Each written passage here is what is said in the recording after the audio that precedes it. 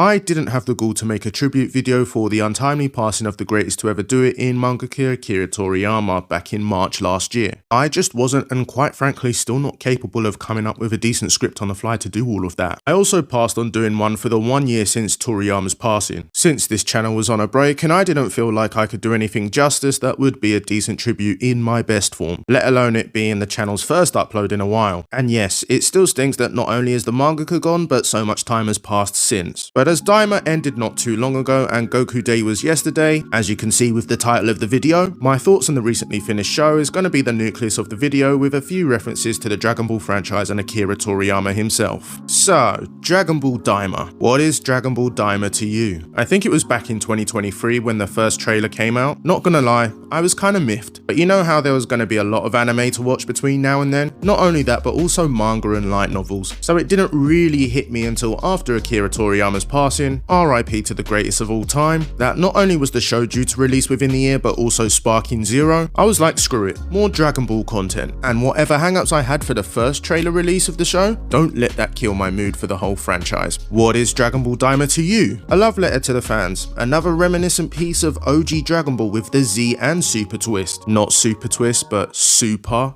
twist. You get what I mean. Back in GT, we can all see that the reason behind making Goku a kid again is to rekindle that OG Dragon Ball series feeling. And while that's somewhat thoughtful, it just clearly wasn't thoughtful enough. DAIMA feels like that aspect's done much better. The major downside to that is effectively cutting the younger generation out. Personally, I feel like it was a missed opportunity, but with most things in life, one change can't satisfy everybody, otherwise at some point, there wouldn't be a need for any more changes, ever. I watched the first 7 or 8 episodes as they were getting released, then I watched the rest in 2 separate binge sessions and caught up. And to be honest, I wasn't giving it my full attention throughout once the plot was pretty much set, as that is Dragon Ball pretty much all over. But when I did pay attention, I certainly liked what I saw. Animation quality was good. I'd have to search really hard for a bad sequence. What is Dragon Ball DAIMA to you? Another chance for the Vegeta fandom to get shafted again, as while we see Super Saiyan 3, we get to see a new Super Saiyan 4 Goku. And while that sucks for Vegeta fans again, Akira Toriyama explicitly said he does not like Vegeta. So I'm gonna drop that as creators authority rules, which has actually been overruled a number of times throughout the Dragon Ball production timeline, which we'll get into. That Bulma threat to Vegeta though, you know why that's also funny? At some point he's a pure-hearted Saiyan? Whatever, this is non-canon. What is Dragon Ball DAIMA to you? One of the last, if not the last entry the greatest of all time in Akira Toriyama had input on the universe he created before his untimely passing. And while there's a lot to be said about the ending of the show and or the franchise as a whole, retcons, faults and all, keep in mind, the first Dragon Ball arc, you know, where Goku turns into a great ape, destroying Emperor Pilaf's castle, and when we see Shenron for the first time, is where Toriyama initially planned to finish the series. Then Goku's coming of age story finished along with the 23rd martial arts tournament and the guy coming out as world champion. Then the series slowly turned into Gohan's coming of age story, and Toriyama really wanted to put it to bed after the Cell saga. And don't even get me started on the executive meddling of that one in particular. We got all of this because Toriyama said yes to the editor's demands for changes and our demands of simply wanting more Dragon Ball. Yes, there is the gag of GT not being canon, but the fact that it went on was because Toriyama had allowed it to happen and even had creative input in the series. He was the one that essentially named it Dragon Ball Grand Tour. So yeah, it is largely argued that anything past the Cell arc is kind of a mess. You could even argue that DAIMA should be included, but I like to think of DAIMA as another great addition to a franchise that quite simply had so much support that the OG creator couldn't say no to, almost as if to repay us. When really and truly, we should be thanking Akira Toriyama, his family and his team for helping the former create such a franchise that touched somebody in pretty much every corner of the world. So to whoever is watching this is where I'd usually ask you to leave a like and comment, and you're still welcome to and I'd really appreciate it. But the call to action request this time around, especially to Dragon Ball fans, is to please leave a comment, even if it's just a few words on what Dragon Ball DAIMA is to you. Thank you, Akira Toriyama. You are well and truly the greatest of all time. Thank you to everyone that's watching. Take care, have a blessed one,